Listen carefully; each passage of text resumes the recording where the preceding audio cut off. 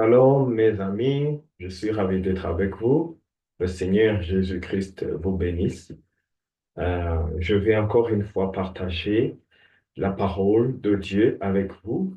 Et aujourd'hui, je vais parler d'un sujet qui me tient à cœur et aussi qui devrait tenir à cœur chaque chrétien et chaque enfant de Dieu. Et ce sujet, c'est la seconde venue du Seigneur Jésus-Christ. Parmi tous les sujets auxquels on peut penser concernant la parole de Dieu, ce sujet est le plus important pour moi, mais aussi pour chaque chrétien rempli du Saint-Esprit, parce que c'est ce que nous attendons, c'est sa seconde venue. Et le prophète dit que la politique a failli, la religion a failli, les dénominations et les églises ont failli. Amen. Et que le seul espoir que ce monde, que garde ce monde, c'est la seconde venue du Seigneur Jésus-Christ. Alors, si c'est le seul espoir qu'il nous reste, c'est le sujet le plus important euh, auquel on pourrait penser. Alors, pour ce, on va lire d'abord dans Amos, le, le troisième chapitre, Amos, dans le livre d'Amos, un des prophètes mineurs, mais qui est une grande bénédiction pour nous, vraiment.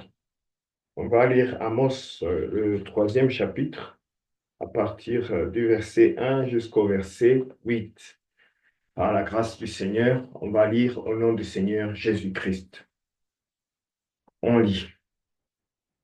Écoutez cette parole que l'Éternel prononce contre vous, enfants d'Israël, contre toute la famille que j'ai fait monter du pays d'Égypte. Je vous ai choisi, vous seuls parmi toutes les familles de la terre. C'est pourquoi je vous châtierai pour toutes vos iniquités. Deux hommes marchaient-ils ensemble sans en être convenus? Le lion rugit-il dans la forêt sans avoir une proie? Le lionceau pousse-t-il des cris du fond de sa tanière sans avoir fait une capture? L'oiseau tombe-t-il dans le filet qui est à terre sans qu'il y ait un piège? Le filet s'élève-t-il de la terre sans qu'il y ait rien de pris? Sonne-t-on de la trompette dans une ville sans que le peuple soit dans l'épouvante? Arrive-t-il un malheur dans une ville sans que l'Éternel en soit l'auteur? Écoutez le septième verset et le huitième. Car le Seigneur, l'Éternel, ne fait rien sans avoir révélé son secret à ses serviteurs, les prophètes. Je répète ce verset, il est très important. C'est vraiment, c'est vraiment frappant de voir que l'Éternel, le Créateur, il est souverain, il devait faire les choses comme il veut, quand il veut, sans prévenir personne. Mais écoutez la parole de Dieu qui nous dit que car le Seigneur l'Éternel ne fait rien. Alléluia. Dans sa bonté, dans sa grâce, le Seigneur l'Éternel ne fait rien sans avoir révélé son secret à ses serviteurs, les prophètes. Oh mon Dieu. Le huitième verset pour terminer. Le lion rugit. Qui ne serait effrayé? Le Seigneur l'Éternel parle. Qui ne prophétiserait? Alléluia. Oh, voilà. Juste pour dire que si la Bible dit que le Seigneur l'Éternel ne fait rien, Amen, sans avoir révélé son secret à ses serviteurs, les prophètes, cela veut dire que même pour la seconde venue de Jésus-Christ, cela ne viendra pas sans qu'il y ait eu un avertissement donné aux prophètes pour que les, les prophètes répètent cet avertissement au peuple. Et aujourd'hui, le prophète, c'est le serviteur de Dieu, mais un vrai serviteur de Dieu. C'est un prophète. Alléluia. Et il prophétise et amène la vision de ce qui est à venir, l'amène au peuple. Et l'Éternel, bien qu'il soit souverain, bien qu'il n'ait pas de compte à rendre à qui que ce soit, il est souverain, il fait tout ce qu'il veut, mais la Bible dit qu'il ne fait rien sans avoir révélé son secret. Le secret de ce qu'il va faire à ses serviteurs, les prophètes. C'est vraiment frappant et c'est quelque chose. Il ne fait jamais rien sans avoir révélé son secret à ses serviteurs, les prophètes. Ça veut dire que rien ne vient par chance et rien n'arrive sans que cela, si quelqu'un est attentionné et écoute la voix du Seigneur, vous saurez ce qui va arriver. Alléluia. Et maintenant, pour compléter, ou pour entrer dans notre sujet, plutôt, je vais lire dans un roi, chapitre 18. Si vous voulez tourner la Bible avec moi, on va lire ensemble. Un roi, chapitre 18. On va lire à partir du verset 21 jusqu'au verset 24 et après on va sauter. Écoutez alors. Ici, c'est l'histoire d'Élie, le prophète. Et pourquoi je vous lis l'histoire d'Élie? C'est pour faire tirer une comparaison. Parce que même en ce temps de la fin, le Seigneur, l'Éternel, nous a promis un Élie à venir. Pas un homme avec le nom d'Élie, mais un homme avec la puissance, avec l'esprit d'Élie sur lui, encore une fois, pour ramener le peuple. On va voir là où cet Élie est promis dans la Bible par rapport à l'époque dans laquelle nous vivons. On va placer cet Élie dans le temps dans lequel il était censé venir. Cet homme avec l'esprit d'Élie. Alléluia. On va lire dans 1 Roi 18, à partir du verset 21. On lit. Alors Élie s'approcha de tout le peuple et dit, jusqu'à quand clocherez-vous des deux côtés? Si l'Éternel est Dieu, allez après lui. Si c'est Baal, allez après lui. Le peuple ne lui répondit rien. Et Élie dit au peuple, je suis resté seul des prophètes de l'Éternel, et il y a 450 prophètes de Baal. Que leur donne 2 taureaux, qu'ils choisissent pour eux l'un des taureaux, qu'ils le coupent par morceaux et qu'ils le placent sur le bois sans y mettre le feu. Et moi, je préparerai l'autre taureau et je le placerai sur le bois sans y mettre le feu. Puis, invoquez le nom de votre Dieu, et moi, j'invoquerai le nom de l'Éternel. Le Dieu qui répondra par le feu, c'est celui-là qui sera Dieu. Et tout le peuple répondit en disant, c'est bien. Amen. On va sauter un peu et aller au verset 27. Amen. Jusqu'au verset 32. À midi, Élie se moqua d'eux. Mais vous voyez quel était le défi? Que le Dieu qui réponde avec le feu, Amen, soit le Dieu véritable. Alléluia. Et devant lui, il y avait 450 prophètes, faux prophètes, de Baal. Et lui était seul, mais représentant son Dieu, l'Éternel. C'est pour cela que Dieu n'a pas besoin d'une multitude de gens pour le servir ou pour le représenter. Dieu n'a pas besoin de ces masses, de ces nombres. Dieu a seulement besoin même d'un seul témoin qui se tienne dans la brèche et représente le royaume de Dieu valablement. Ceci me rappelle l'histoire de David. Tout Israël était là, apeuré par les Philistins, surtout par Goliath, le géant. Alors Dieu n'avait pas besoin que tout Israël aille combattre, mais un seul, David, de toute la multitude d'Israël, sortit pour aller représenter le peuple de Dieu. C'est pour cela que quand les églises sont après les nombres, cela ne vient pas de Dieu. Même un Dieu s'attend à ce que même un petit groupe s'abandonne à lui, s'attende à lui, soit conduit par le Saint-Esprit.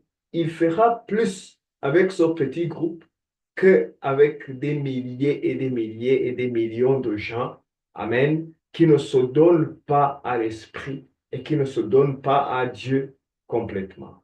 Alléluia. Le Seigneur bénisse sa parole encore une fois. Amen. Le verset 27. À midi, Élie se moqua d'eux et dit, criez à haute voix, puisqu'il est Dieu. Il pense à quelque chose, ou il est occupé, ou il est en voyage, peut-être qu'il dort, et il se réveillera. Et ils crièrent à haute voix. Et ils se firent, selon leur coutume, des incisions avec des épées et avec des lances, jusqu'à ce que le sang coulât sur eux. Lorsque midi fut passé, ils prophétisèrent jusqu'au moment de la présentation de l'offrande. Mais il n'y eut ni voix, ni réponse, ni signe d'attention. Élie dit alors à tout le peuple, approchez-vous de moi. Tout le peuple s'approcha de lui. Et Élie rétablit l'autel de l'Éternel qui avait été renversé. Vous voyez la première chose que cet Élie de 1 roi 18, le Tishbite, fit. Alléluia. Il rétablit l'autel de l'Éternel qui avait été renversé. On va voir quand même l'Élie de notre jour. La première chose qu'il a faite, Amen, c'était de rétablir la parole, qui est l'autel de Dieu en ce temps, la parole de Dieu. Amen. Ramener ce qui avait été enlevé de la parole. Amen. Et jeter au loin ce qui avait été rajouté à la parole. Le Seigneur, le Seigneur bénisse, nous bénisse. Alléluia. On va continuer pour tirer notre conclusion. Il commença par rétablir l'autel, ce qui avait été renversé. Vous voyez, comme même aujourd'hui, les gens s'en sont pris à la parole. Ils ont fait n'importe quoi avec la parole. Ils ajoutaient leur propre interprétation, enlevant ceci, rajoutant ceci à la pure parole de l'Éternel, qui était censée ne pas être touchée par des mains sales pour enlever ou ajouter. Comme Jésus donna un avertissement solennel à la dernière page de la Bible, disant que celui qui ajoute sache que à ses malheurs, il lui sera ajouté des malheurs qui sont décrits dans ce livre. Et celui qui enlève, sa part sera enlevée de l'arbre de vie. Alléluia. Et un avertissement solennel à la dernière page de la Bible. Vous pouvez le lire dans Apocalypse 22. Jésus était très sérieux en ce qui concerne la parole. N'ajoutez rien, n'enlevez rien. Alléluia. Amen. Il rétablit l'autel de l'Éternel qui avait été renversé. Il prit 12 pierres d'après le nombre des tribus des fils de Jacob auxquelles l'Éternel avait dit, Israël sera ton nom. Vous voyez ce que cet Élie fit? Il prit 12 pierres, un symbole, amen, des 12 apôtres de Jésus-Christ que l'Élie de notre jour, amen, nous ramena aussi la parole comme elle a été donnée par les apôtres. Le baptême comme il fut pratiqué dans la Bible par les apôtres au nom de Jésus-Christ. Les 12 apôtres, c'est eux notre référence. Ce n'est pas la dénomination, c'est pas l'Église catholique, l'Église romaine, l'Église anglicane, l'Église méthodiste. Ce n'est pas notre référence. Notre référence va jusqu'à la Pentecôte. Qui y avait-il à la Pentecôte? Le Saint-Esprit. Et qu'est-ce qui a été prêché? La parole pure de Dieu. Alors, cet Élie dans notre jour vient nous ramener, alléluia, à la Pentecôte, aux 12, à l'enseignement des 12 apôtres, au baptême au nom de Jésus, comme il était pratiqué par les apôtres. Pas ces pratiques et ces nouvelles doctrines qui nous ont été amenées par Babylone. Retournons à la Pentecôte, à la parole de Dieu. C'était ça le message de l'Élie de notre jour. Alléluia. Retournons à Pentecôte, retournons à la parole, retournons à l'enseignement donné par les 12 apôtres qui étaient les témoins qui ont été avec Jésus. Alléluia. Il prit 12 pierres d'après le nombre des tribus de fils. Et il bâtit au verset 32, et il bâtit avec ses pierres un autel au nom de l'Éternel. Pas au nom avec S, mais au nom sans S de l'Éternel, qui est le nom de Jésus-Christ. Il bâtit un autel au nom de Jésus-Christ. C'est ce que l'Élie de notre époque a fait. Ramener les gens au nom de Jésus. Prouvant que Jésus n'était pas un parmi une trinité de Dieu, mais que c'était le seul et unique Dieu qui était venu dans la chair. Alléluia. Voilà, ceci se compare l'Élie, le Tishbite de un roi, Amen, et l'Élie de notre époque, de Malachie 4, la même chose. Mais ici, c'était une prophétie de ce que l'Élie de notre jour ferait, parce que tout ceci était, était, était une image. Amen. Une représentation de ce qui serait dans notre jour. Car ce jour dans lequel nous vivons, bien que ce soit un jour des ténèbres, c'est le jour le plus important où la parole a été révélée dans son entièreté, où tout ce que Dieu avait promis a été accompli. Alléluia. Tout est accompli. Il ne reste que la venue du Seigneur. Alléluia. Et tous les signes que Jésus a prédits, on va lire Matthieu 24, qui viendraient avant sa venue, sont déjà ici avec nous. Alors nous n'attendons que sa venue. Alléluia. Parce que la Bible, bien que j'ai des frères qui croient que Jésus soit déjà venu, mais la Bible promet une venue littérale de Jésus-Christ. Amen. Une venue physique. Alléluia. Élie bâtit avec ses 12 pierres un autel au nom de l'Éternel. Il fit autour de l'autel un fossé de la capacité de 2 mesures de sémence. Mais il y a aussi quelque chose qui se passa. Alléluia. On saute au verset 36. Au moment de la présentation de l'offrande, Élie le prophète s'avança et dit, Éternel Dieu d'Abraham, d'Isaac et d'Israël, que l'on sache aujourd'hui que tu es Dieu en Israël, que je suis ton serviteur et que j'ai fait toutes ces choses par ta parole. Alléluia. Réponds-moi, Éternel, réponds-moi, afin que ce peuple reconnaisse que c'est toi, Éternel, qui es Dieu, et que c'est toi qui ramènes leur cœur. Oh oh, voilà, qui ramène leur cœur. Oh, sans tarder, laissez-moi aller dans la promesse de Malachie 4, parce qu'on va voir aussi que cette promesse qui parle d'un Élie à venir dans notre temps, avant la venue du Seigneur, même cette promesse nous dit qu'il ramènera le cœur des pères aux enfants. Voilà que même ici, Élie dit, réponds-moi, Éternel, réponds-moi, afin que ce peuple reconnaisse que c'est toi, Éternel, qui es Dieu, et que c'est toi qui ramènes leur cœur. Pourquoi Dieu doit-il ramener les cœurs? Parce que les cœurs se sont détachés de Dieu. Ce peuple d'Israël qui était devant Élie, c'était le même peuple que Dieu avait arraché aux mains de Pharaon en Égypte. Ces gens, vu la main terrible de Dieu frappant l'Égypte, ces gens ont vu Dieu séparer la mer Rouge. Amen.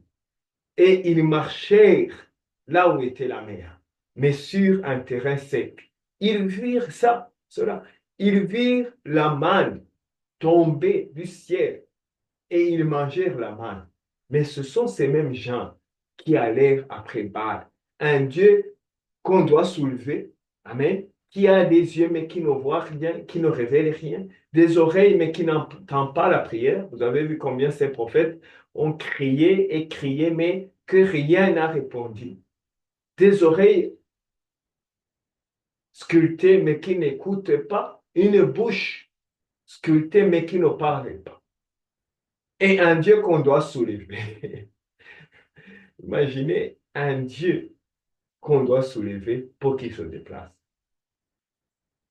Alléluia. Bon, allons dans la promesse de Malachie 4 et voir que même l'Élie de Malachie 4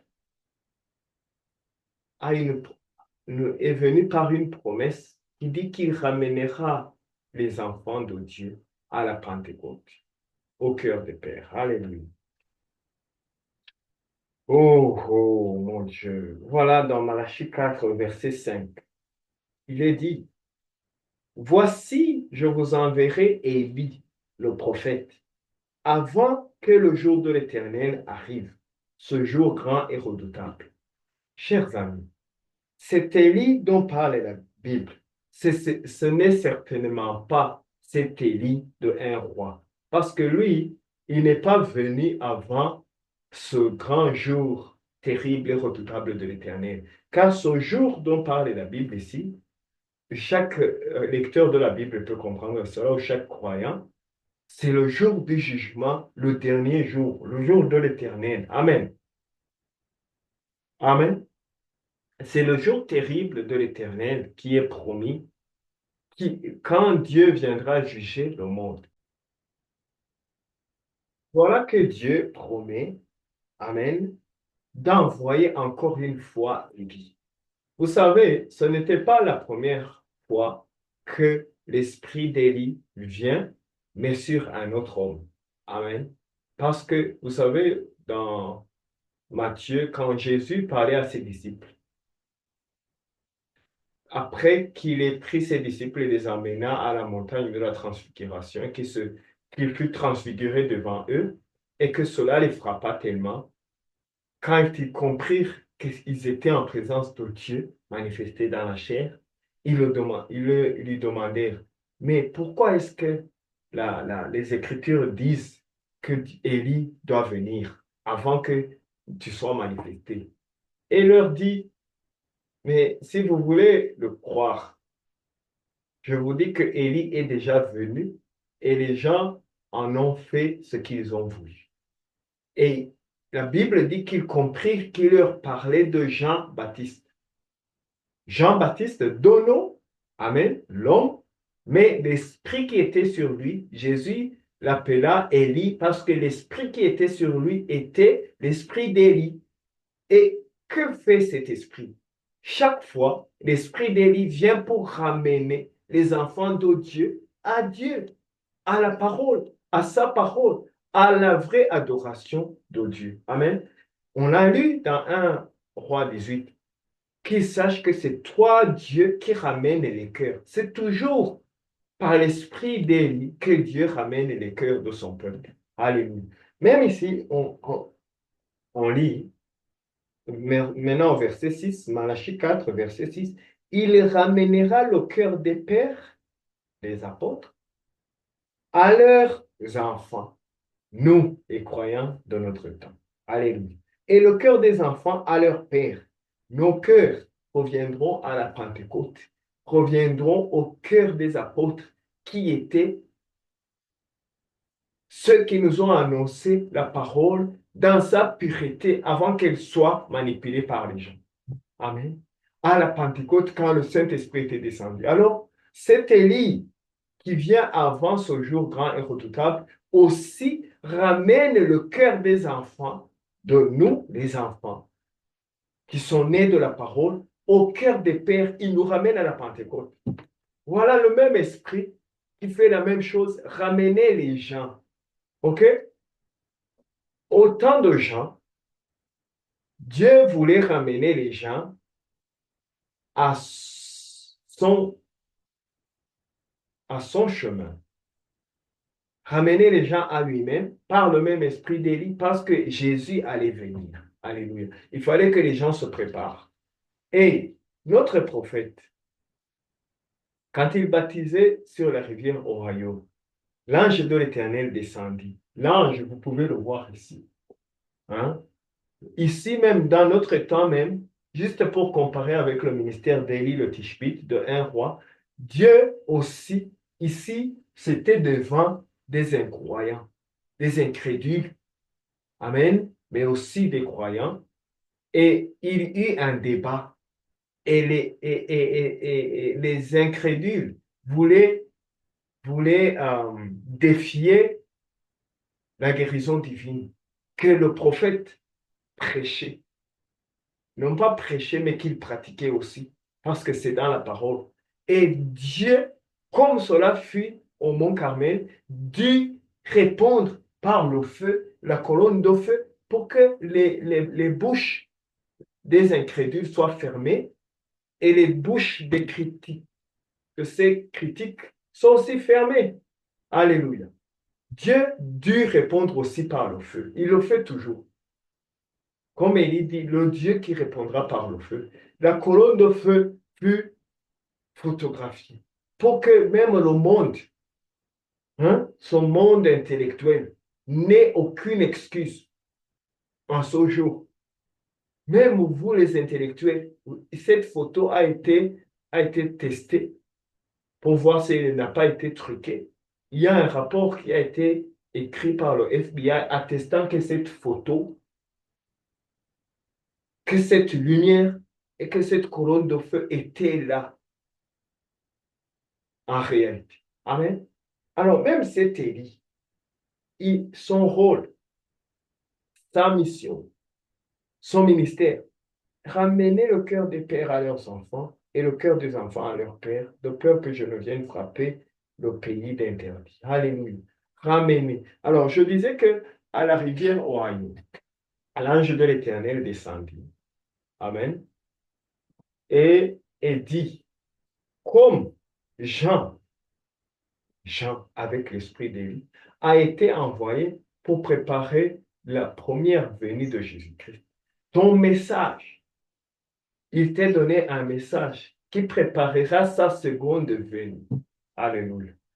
Et c'est le même esprit qui doit venir, l'esprit d'Élie, pour préparer, alléluia, le peuple de Dieu, le ramener d'abord avant que Jésus-Christ revienne. Alléluia. Et c'est le but même de son message. C'est le but même de cette prédication. Revenez à la parole de Dieu. Arrêtez vos histoires et vos plaisanteries avec ces églises et ces dénominations qui ne prennent pas toute la parole, mais prennent tout ce dont ils ont besoin pour plaire aux gens, pour se faire des masses et des nombres et se faire les poches avec l'argent des gens. Amen. Et qui prennent tout ce dont ils ont besoin pour travailler sur les émotions des gens. Mais cela ne vous donne pas la vie éternelle. Alléluia. On va lire Matthieu 24.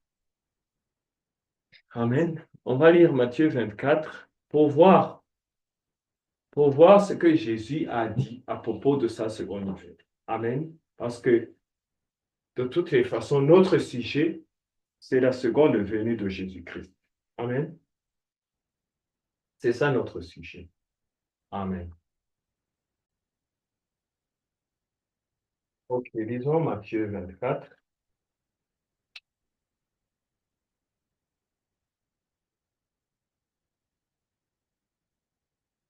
Matthieu 24. On va commencer au verset 15. Alors, écoutez, ça c'est Jésus qui parle, ok? C'est pourquoi, lorsque vous verrez l'abomination de la désolation dont a parlé le prophète Daniel, établie en lieu saint, que celui qui lit fasse attention. Faites attention alors.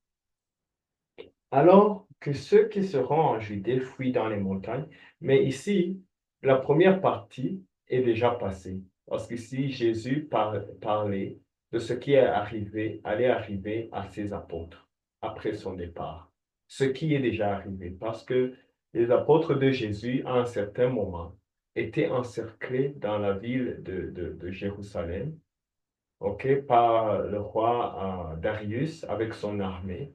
Mais vous allez voir ce que Jésus dit et qui s'est déjà passé. Vous allez voir.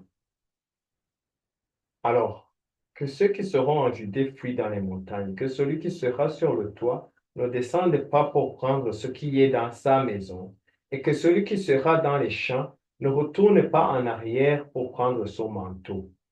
Malheur aux femmes qui seront enceintes et à celles qui allaiteront en ces jours-là. Priez pour que votre fuite n'arrive pas en hiver, ni un jour de sabbat. Alléluia. Car, maintenant, il commence avec ce qui nous concerne. Car alors la détresse sera si grande qu'il n'y en a eu de point eu de pareil depuis le commencement du monde jusqu'à présent et qu'il n'y en aura jamais. Ici, Jésus parle de cette détresse. Il parle de la tribulation. Amen, qui se passera juste après que l'épouse de Jésus-Christ soit enlevée. Vous savez, même si nous vivons des catastrophes et un temps tellement, tellement bouleversé par les rumeurs de guerre, par des guerres, par des crises économiques, des crises dans tous les sens, tout a failli. La politique a failli, la religion a failli, tout a failli. Mais quand même, la main de Dieu reste sur le monde parce qu'il a encore une épouse dans le monde. Mais quand son épouse sera enlevée, alléluia, maintenant viendra une vraie tribulation dont Jésus parle ici, une détresse qui n'a jamais été dans le passé et qui ne sera jamais. Une détresse comme on n'en a jamais vu. Alléluia.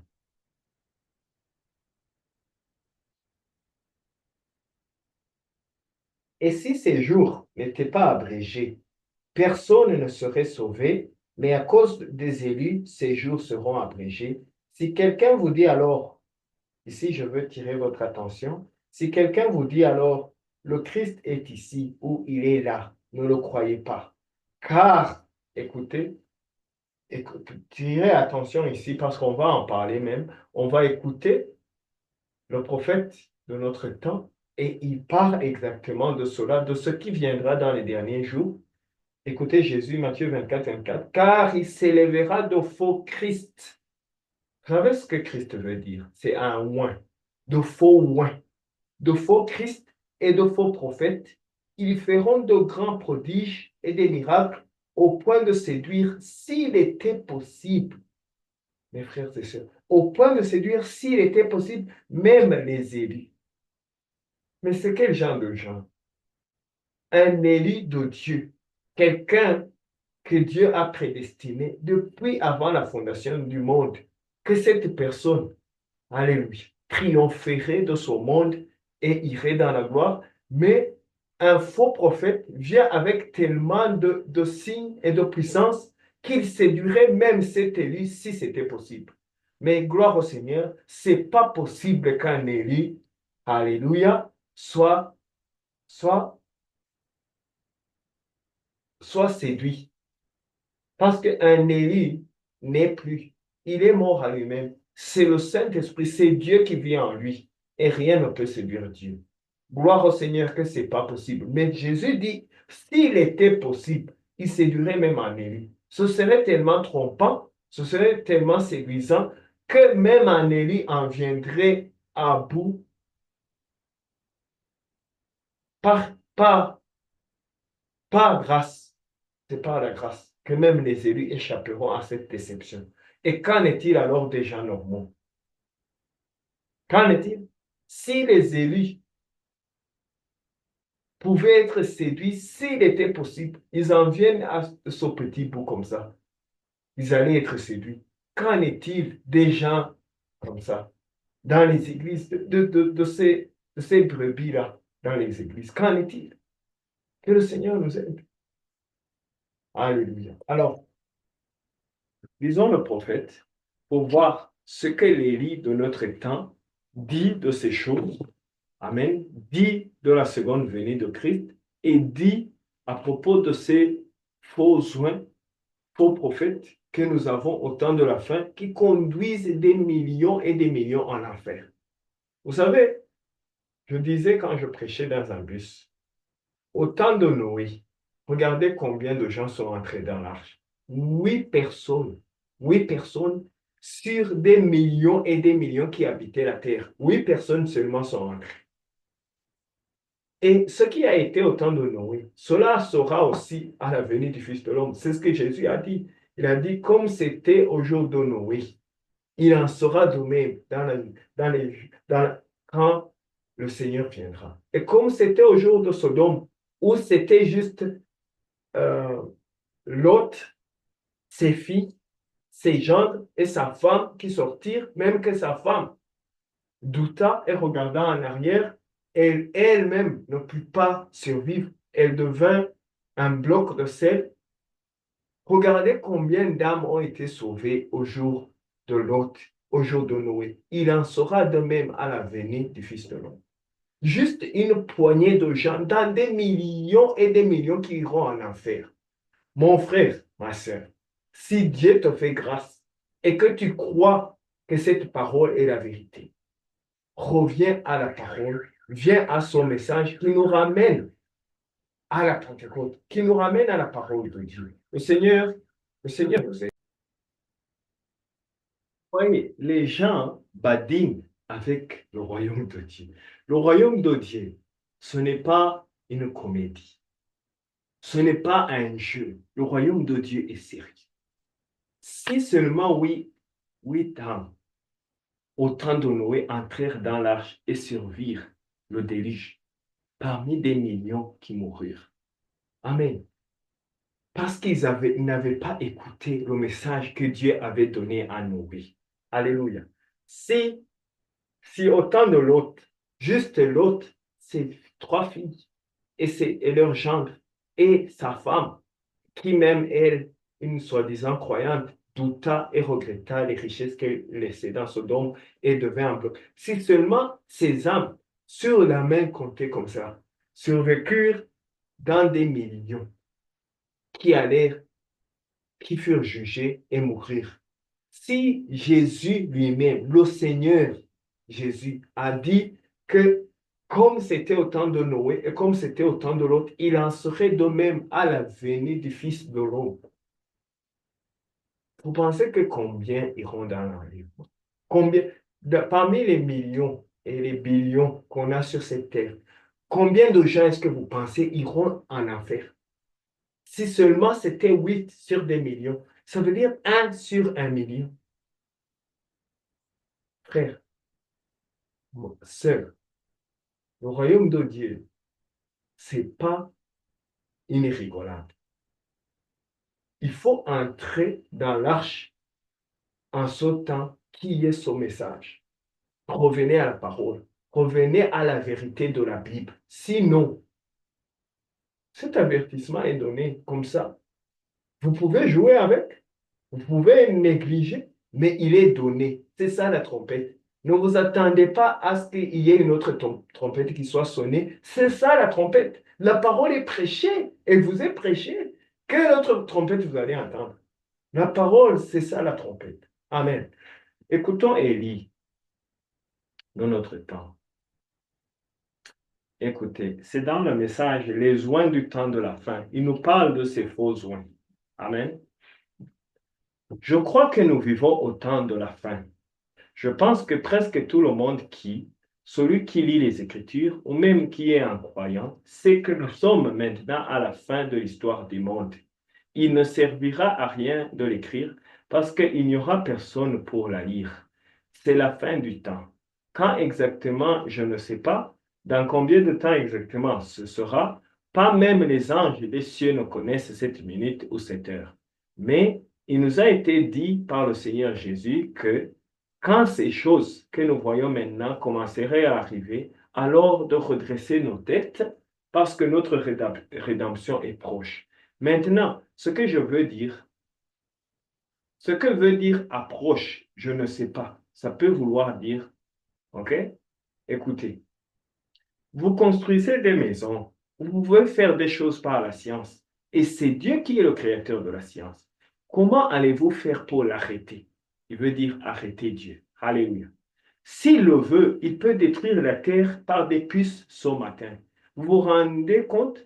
Il pourrait créer des puces par sa parole, et dans l'espace d'une demi-heure, il y en aurait 40 000 d'épée. Vous voyez? 65 kilomètres d'épaisseur. Il n'y a pas, et elle dévorerait les gens sur place. Il est Dieu.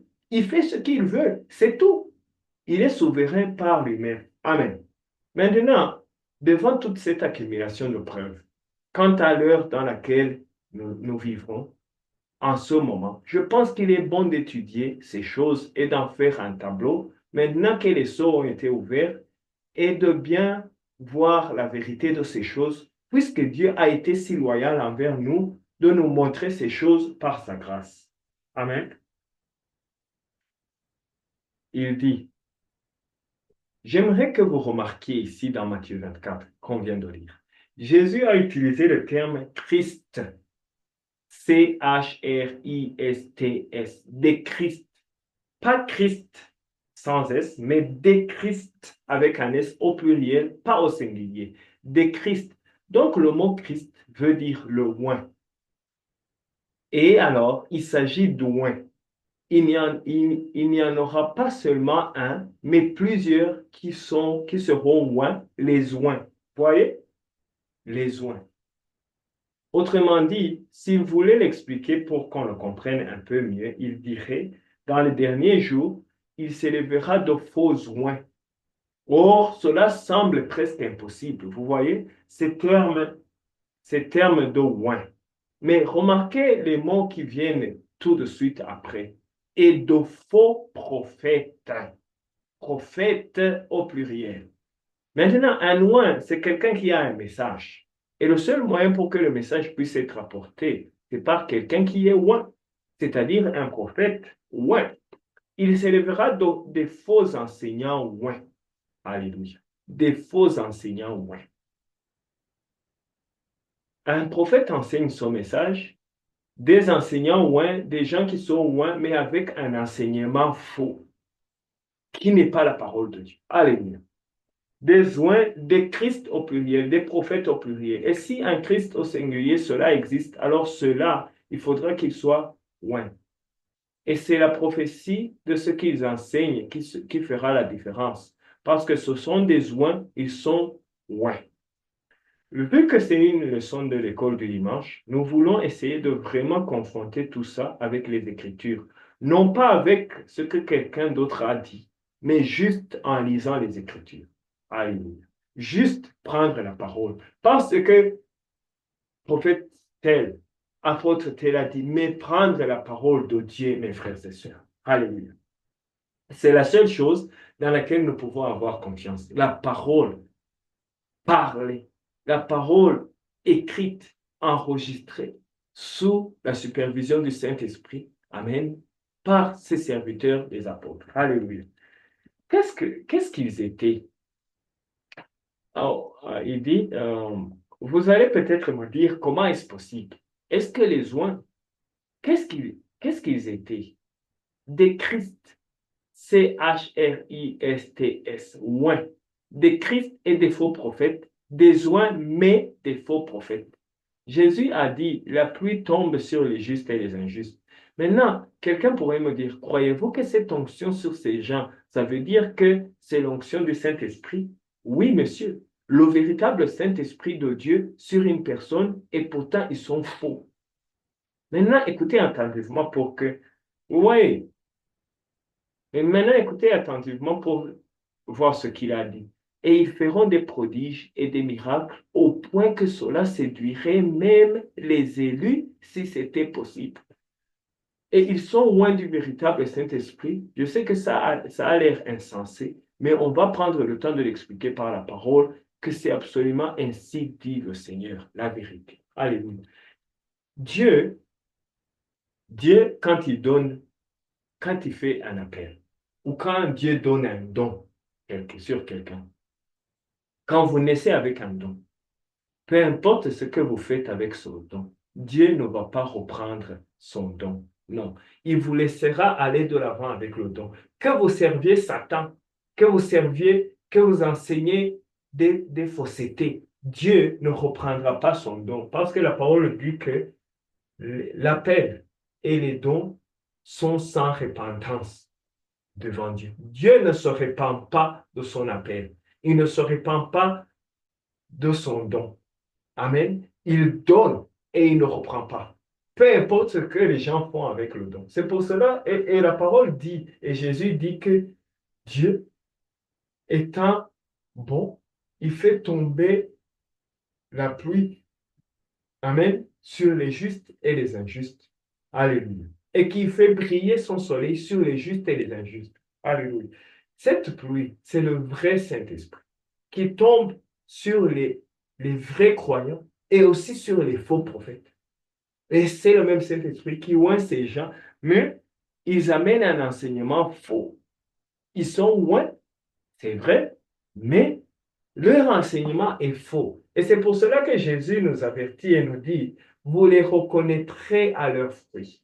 Alléluia. S'ils amènent quoi que ce soit qui est contre la parole de l'Éternel, ça c'est un faux prophète. S'ils amènent quoi que ce soit qui retire un peu de la parole et qui garde juste suffisamment de la parole pour que cela excite les gens, ça c'est un faux prophète. Si quelqu'un rajoute à la parole pour plaire et faire du bien aux émotions des gens, ça c'est un faux prophète. Parce qu'un vrai prophète vient avec la parole du Seigneur telle qu'elle est.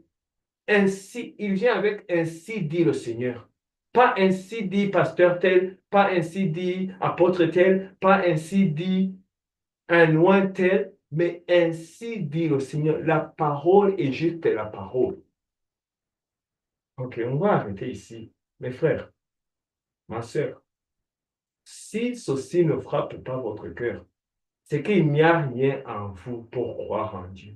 Mais si vous êtes un enfant de Dieu, vous croirez la parole de Dieu. Nous voici au milieu de loups, amen, de faux prophètes qui savent qu'ils sont en dehors de la parole et qui vont de l'avant en enseignant des faussetés aux gens, mais en faisant des miracles, des prodiges, amen. Et cela suffit aux gens, que ce soit la parole ou pas, que quand il y a des prodiges, quand il y a des malades guéris, quand les gens commencent à s'agiter et parler en langue, cela suffit aux gens parce que c'est pour leurs émotions. Mais ce n'est pas la parole de Dieu. Et avec cela, vous allez guérir le corps, mais votre âme ira en enfer. Vous allez parler en langue, être dans l'esprit, mais vous allez aller en enfer parce que vous êtes en train de suivre un faux oin. Le Seigneur nous aide. Si vous avez des oreilles pour entendre, écoutez ce que la trompette dit. Revenez à la parole de Dieu. Revenez au vrai baptême au nom de Jésus. Parce que les églises, les dénominations baptisent au nom du Père, Père, Fils et Saint-Esprit, qui est un baptême dans des titres, qui n'est pas un baptême qui nous a été donné par l'apôtre Pierre, qui avait la clé du royaume et ouvrit en Acte 2, 38 et disant, répentez-vous, soyez baptisés au nom de Jésus-Christ, seulement si et seulement si. Seulement à cette condition, vous recevrez le vrai baptême du Saint-Esprit. Que le vrai Dieu avec la vraie parole habite en vous. Frère, je préférerais, amen, rester sans voir de miracle ou de prodige, mais rester avec la parole et aller dans la nouvelle Jérusalem. Le Seigneur vous bénisse. Shalom. Et je prie Dieu au nom du Seigneur Jésus-Christ que je trouve grâce ou que la parole trouve grâce dans vos cœurs et que vous acceptiez, Amen, la parole de Dieu, afin que vous soyez irrépréhensibles devant lui en ce jour-là. Le Seigneur vous bénisse.